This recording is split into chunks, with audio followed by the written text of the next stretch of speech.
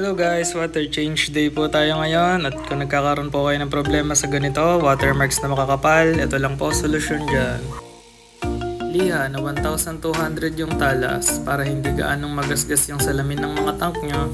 Siguraduhin yung paglilihahin nyo siya, huwag nyo didiinan, no? Matatanggal naman yan, konting tiyaga-tiyaga lang. Mabilis ko lang din tong kinaskas, parang mga 48 seconds lang at natanggal ko din agad siya, no? Kaya madali lang, napakabilis lang. Kailangan mo lang ng konting tiyaga lang. At ayan, tanggal na agad ang watermarks.